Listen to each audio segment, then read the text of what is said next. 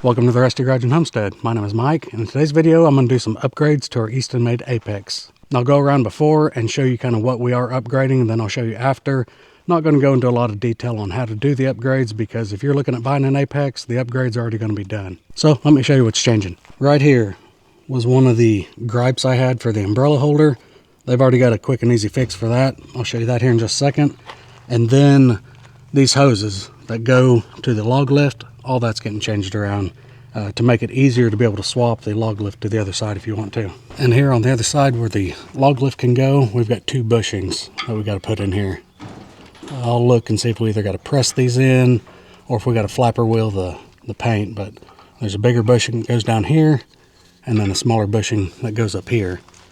And then the pins that go on the cylinder and stuff, well, that's what they'll go through. Okay, so currently we have hoses that go from the log lift control valve down to the cylinders of the log lift. They'll go to this bulkhead instead, from the valve to the bulkhead, then from out of here it'll go to the cylinder. And this will mount right down here on the bottom of the machine. So we'll get this mounted, get the hoses put on, and there's a spacer for the hoses on the side of the cylinder that'll kick it out away from that umbrella holder. Okay, so first up I'm going to end up breaking it loose here and undoing this. And we've got the spacer that I'll screw in there and then reassemble that stuff back. And that's going to kick everything out enough where we can access that square tube.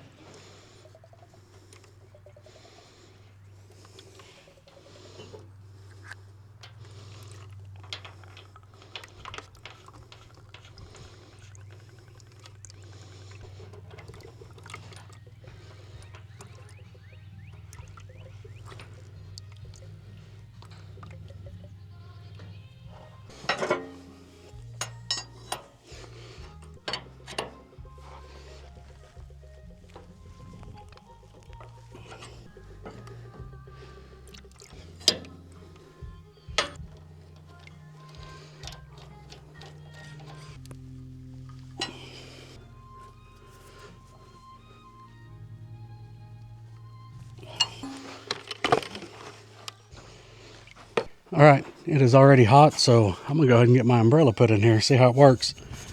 The umbrella I have is a lot larger than the average umbrella. I think most of them are like 6 to 7 foot diameter. The one I got is 10 foot, and this pipe here is 1.5 inches. That's what the square tube is right here. So I did have to grind a little on this, which I don't hardly ever use this base. It's probably going to stay in here. But we got it.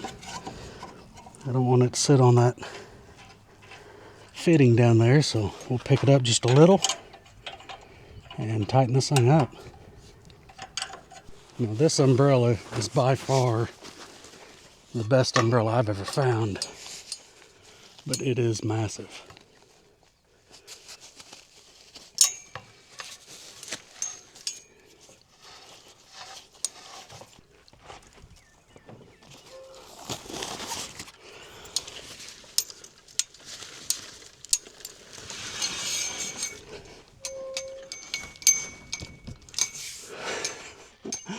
Yes,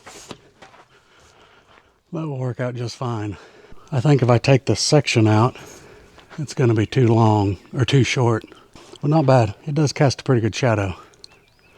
Massive umbrella. You guys see that thing? I'll do something different. That base there, I may cut it about halfway down just to get that thing a little bit closer to our heads.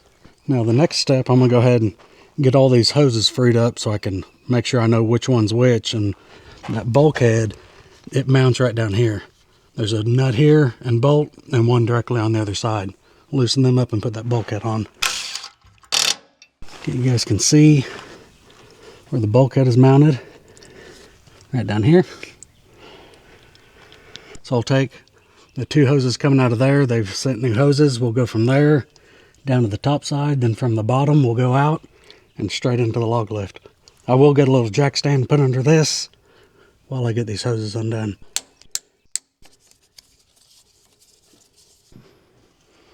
Just putting all these on finger tight till I get everything ran. Then I'll tighten it all up.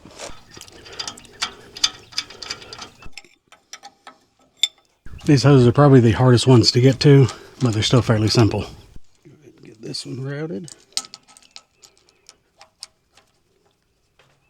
Go ahead and get this one broke loose. It's going to be the next one to go.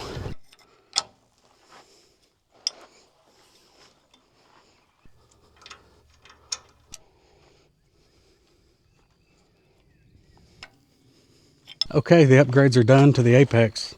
We've got the spacer put in so we can get our umbrella put up, and we've got the new bulkhead, which will make things easier if we want to swap log lifts to the other side. And what I mean by that, hopefully you can see, instead of the hoses coming out from the valve and going straight into the log lift cylinder, they're down here on 90s off this bulkhead. So if we wanted to swap everything over here, we just loosen those up, remove the cylinder, and put everything over here, and those hoses will swap to this side. I did not have to add any hydraulic fluid to it. I did start it up and run it back and forth. The phone died. It is March 21st right now. It's the first day of spring, and it is currently 91 degrees. So my phone said it was too hot, and it shut off and stopped recording. But I went ahead and got this buttoned up and finished. You can see the new hoses come down into that bulkhead, out of it, right into the cylinder. I did re-grease the rails. Ran it back and forth, log lift up and down, and the sight glass is still full of oil.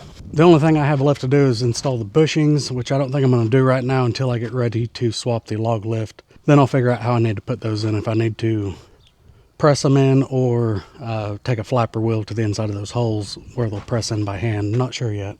But we will do that because eventually I do want to put the log lift on this side just to see that process and see how it's done and see how I like running the machine that way. But I want to get used to running it like this in this configuration before I do that. Now the only other thing I did was I did go ahead and move the log lift lever right up here, because more than once I go to grab the wedge and I get it on the log lift and go to pick it up and slam it. So figured that'd get it out of the way. That's the one we use the least. So yeah, should work out. But I'm happy with the upgrades. That is something I've noticed with Eastonmade. This machine, at the time of this recording, this machine hasn't been on the market for, I think, right around 6 months. They've already found some things to improve. They're already improving it. But there is no need to worry because all of these upgrades are already standard on the Apex. Any machine that they're making already has this stuff on it. Now, the only thing I need to figure out is how short I want that umbrella to be, because I think it's going to be a little tall. If it was midday, it's going to be fine. But that is a big, stout umbrella. Anyways, everyone, I've been needing to get this done, but I've been too busy stacking logs. If you guys have seen in some of my recent videos, we've got a couple large piles of logs, and he's not done bringing them. He's still got more loads to come with him, but that's going to keep this thing fed for a while. And I'm pretty confident my goal I set of paying for the machine within the first year, I think that's going to be achievable with the amount of logs that I have in the new wood yard. But everyone, go ahead and give the video a thumbs up, subscribe if you're not already. I appreciate you being here. Thanks for watching. We'll see you in the next one.